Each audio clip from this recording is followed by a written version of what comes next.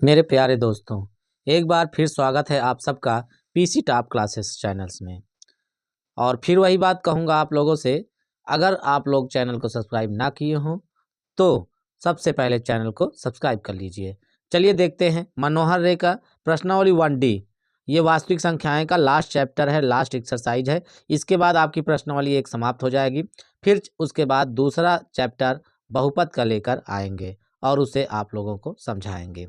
ये बहुविकल्पी प्रश्न है। प्रत्येक प्रश्न के 4 उत्तर दिए हैं, सही उत्तर छांटिए।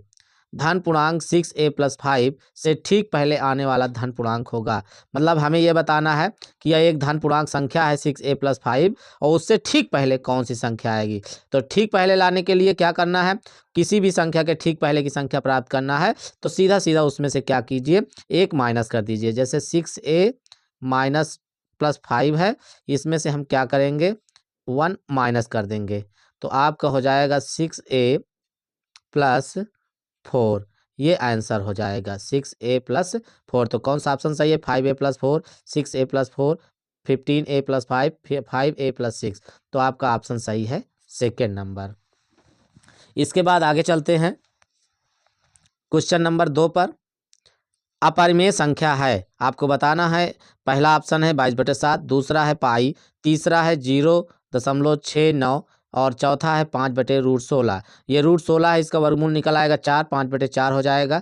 तो अब आपको इसमें चारों में से बताना है कौन सी अपरिमेय संख्या है। तो आपकी अपरिमेय संख्या होगी सेकेंड नंबर पाई। बाकी ये परमेय है, ये भी परमेय है, ये भी परमेय है। अब आगे चलते हैं क्वेश्चन नंबर 3 पर। संख्या 4√3 है, पूर्णांक इसमें रहेगा, पूर्णांक, परमेय, अपरमेय इनमें से कोई नहीं। तो इसमें आपको बताना है 4, आपको पता है पूर्णांक संख्या केवल 4 है, √3 नहीं है।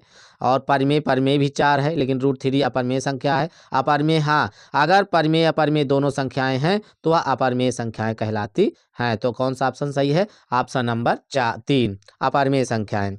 उसके बाद क्वेश्चन नंबर 4 को पढ़ते हैं। निम्नलिखित संख्याओं में से परमेय संख्या होगी। इसमें आपको परमेय संख्या बताना है √5, √1, √1 + 4/9, √2.5। तो इसमें जिसका वर्गमूल निकल आएगा वही हमारी परमेय संख्या होगी। √5 इसका वर्गमूल नहीं निकलेगा निश्चित रूप से, इसका निश्चित रूप से एक का एक ही होता है, बिल्कुल निकल आएगा। तो हमारा ऑप्शन सही होगा सेकेंड, √1। और ये आपका ये भी नहीं निकलेगा, इसका भी नहीं निकलेगा। क्वेश्चन नंबर 5 पे चलते हैं।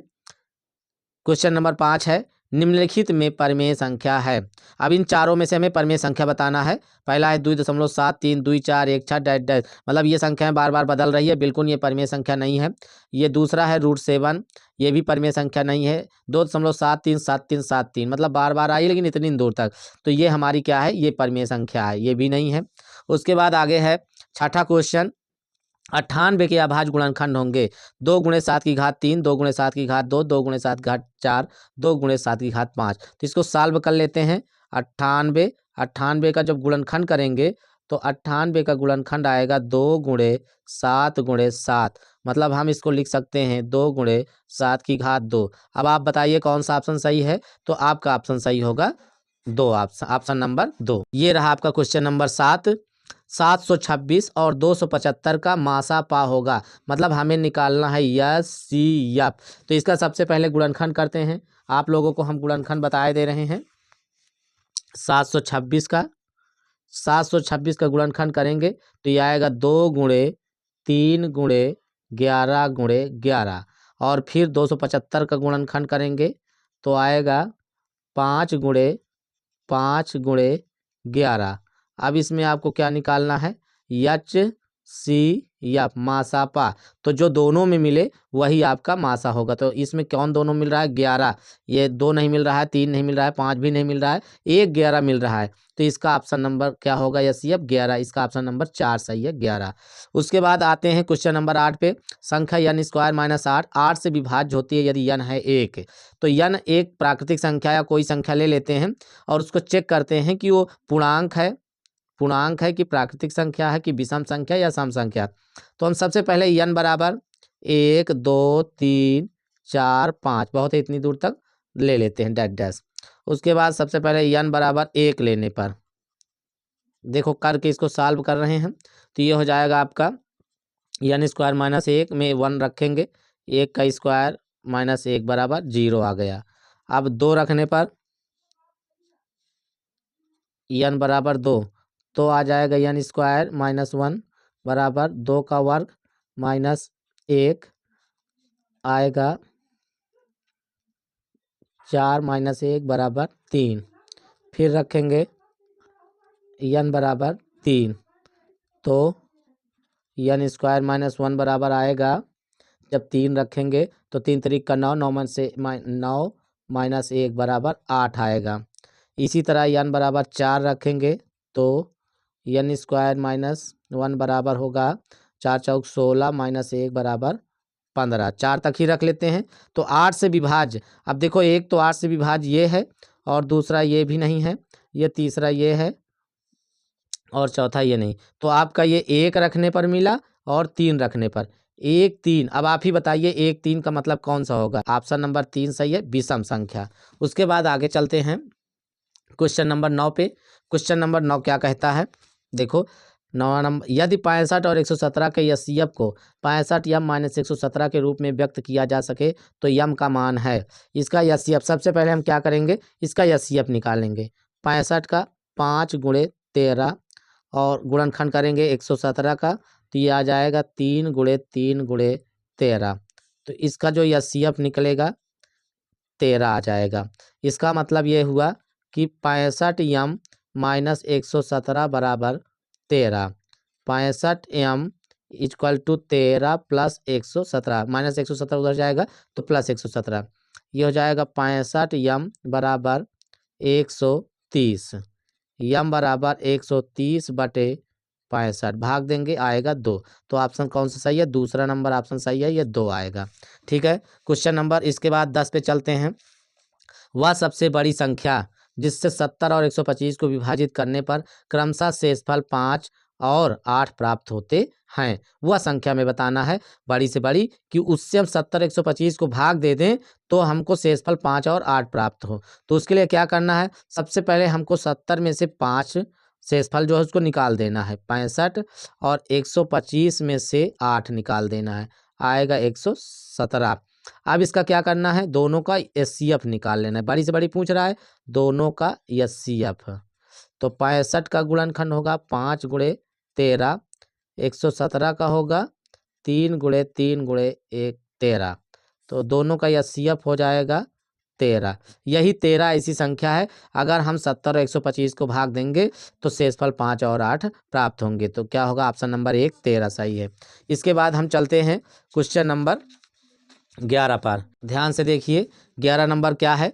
यदि दो धनात्मक पूर्णांकों a और b को a बराबर एक्स क्यूब वाई स्क्वायर और b बराबर एक्स वाई क्यूब के रूप में व्यक्त किया जाए, जहां x और y अभाज्य संख्याएं हैं, तो एचसीएफ a और b हैं। मतलब a b का एचसीएफ निकालना है, बस आप लोगों को इतना समझ लेना है और कुछ ज़्यादा नहीं समझ लेना है। तो इसका एचसीएफ सबसे पहले हम क्या करेंगे? a बराबर लिखेंगे एक्स क्यूब वाई स्क्वायर और b बराबर एक्स वाई क्यूब। इन दोनों का क्या निकालना है? H C F. H C F का मतलब होता है जो बड़ी से बड़ी संख्या हो दोनों में मिले। तो एक्स क्यूब, इसमें एक्स है, एक्स क्यूब है, तो क्या मिल रहा है? केवल एक्स मिल रहा है। इसमें एक्स क्यूब तो इसमें है ही नहीं है। वाई स्क्वायर वाई क्यूब, तो इसमें क्या मिल रहा है? Y square. जो मिलेगा वही होगा। तो इसका ऑप्शन हमारा सही होगा दूसरा, आपका एक्स वाई स्क्वायर। ठीक है, अगर एलसीएम पूछता तो सबसे बड़ी घात वाले दोनों लिए जाते हैं। उसके बाद 12 नंबर पे आते हैं। 12 नंबर क्या है? वही चीज़ है लेकिन इसमें एलसीएम पूछ रहा है।